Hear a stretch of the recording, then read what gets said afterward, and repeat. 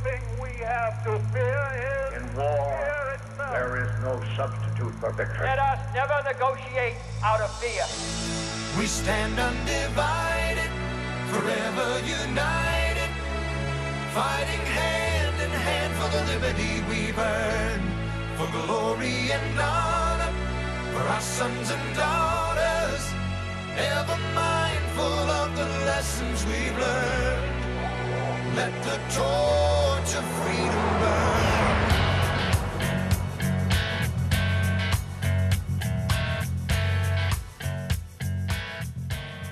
Welcome to the intersection of faith and politics. Wallbuilders Live with David Barton and Rick Green. Thanks for joining us today. Presidential race heating up. Everybody's headed to the Palmetto State, and we have one of our presidential candidates with us, Governor Rick Perry. Thank you, sir, for joining us today. Rick, it's an honor to be with you and David as always, and things are great in South Carolina.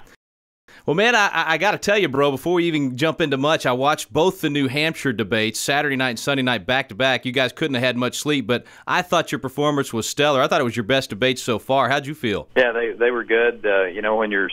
When you're on the end, you don't get as many opportunities to inject yourself, but when we had those opportunities, we made our points, and I think drew the stark contrast between ourselves and those other individuals on the stage with us, with the exception of John Huntsman, who was a governor as well. They're Washington or Wall Street insiders, and just drawing a clear contrast that, I tell people, I said, listen, I'm not bashful about talking and bringing to people's attention that although Barack Obama has poured gasoline on the fire, the bonfire was burning before he got there because Republicans were spending money at obscene rates back in the 2000s. And whether it's Rick Santorum or whether it was Newt Gingrich or whether it was Ron Paul, for that matter, and his earmark habit that he put into place. I say that earmarks are kind of the gateway drug to the spending addiction that we've got in Washington, D.C.,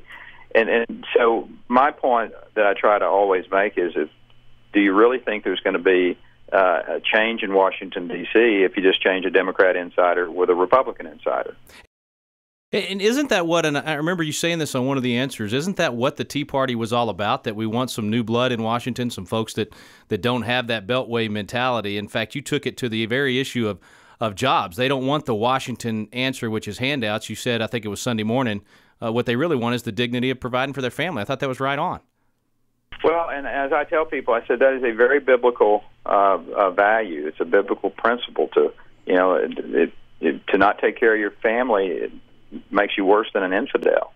And so government needs to get out of the way and quit being a hindrance to job creation with overtaxation, with overregulation, putting laws in place that make litigation easier and more costly for businesses. So it's what we've done in the state of Texas. It's the reason. I mean, it's not an accident that Texas is the #1 job creation state in America. It's because we've had principled leaders who understand that government needs to play a less important role. It's got a few things it needs to do those few things well, and then get out of the way. And we've done that in Texas. Washington, D.C. is in stark contrast, where they overtax, they overregulate, they have created a $15 trillion debt for our children that they're going to have to pay off. And and I'll tell you the other issue that is of incredible concern to me is that this president is talking about cutting $1 trillion out of our defense budget. They cut $1 trillion out of our defense budget, and America's freedoms will be put in peril. And not only the president, but Ron Paul wants to do the same thing. So you got some Republicans wanting to do it as well. Yeah. I mean, people have some real choice to make. I mean, do they want a small government and proven track record job creator, or are they going to go with Washington insiders that all have either a spending habit or national defense policies that are really scary about the future of America? Rick, one of the things that I don't care whether people like the personalities that are running for president or not, one thing you can't argue with is that when you look at Texas from a statistical standpoint, there's no question that Texas is the freest of the 50 states. It is the most constitutionally 10th Amendment of the 50 states. I mean, what you did in telling the Department of Education to keep its money and keep its strings and keep the EPA out. And we're also the most prosperous of the 50 states. Why would that not be a good deal for the rest of the nation? I mean, that is exactly what we've shown statistically.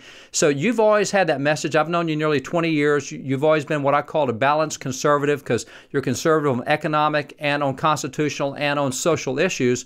But what I get intrigued with, and a lot of where I get my political watching, is I watch how the buzz goes, because I'm on a ton of email lists. And so when I start seeing the same kind of talk come up on 3, 4, 5 different email lists, the pro-life list or the economic list or the Tea Party list, then it gets my attention. And one of the things I've seen about you is over the last really 2 or 3 months, people are saying, Rick didn't come out very good, but he sure has picked it up, and he sure is getting back, and boy, he's doing great in the debates. And so they've really watched, and the buzz is that you're really changing. It's not that you've changed positions, but you're changing the presentation and articulation. And so, I mean, what do you think made the difference? I mean, why is it that now you look like all wheels are on traction going, and maybe a little slow at the start? Yeah, well, good point. I was just off of some pretty major surgery back in July, and I think it probably had a bigger impact on me from a physical and mental standpoint than I realized. But just the entire concept of going through 15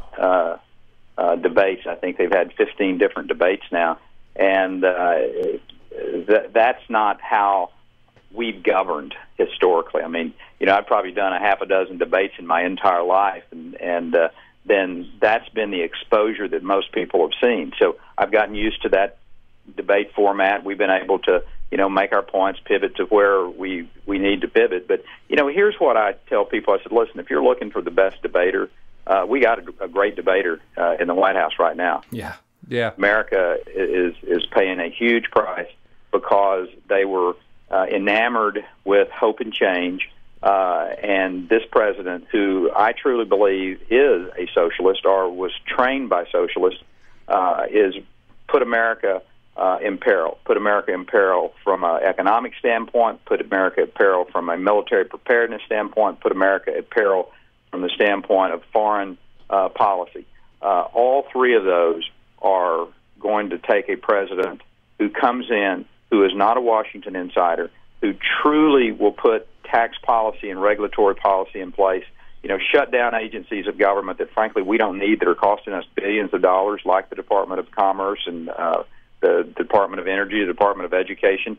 Those are all issues, or they oversee issues that should be dealt with by the state. That's right. And getting us back to the true foundational powers, if you will, of the 10th Amendment, of respecting that Constitution that had enumerated powers, that did not try to be all things to all people. And this one-size-fits-all government that we've got out of Washington, D.C., is strangling American innovation. And frankly, it's got a lot of people scared, and that's one of the reasons that there's no confidence from a entrepreneur standpoint that they're going to go risk their capital and create jobs. Yeah, it's what creates the stalemate in the economy. Things get stagnant. Quick break. Our guest today, Governor Rick Perry. Back in a moment here on Wallbuilders Live.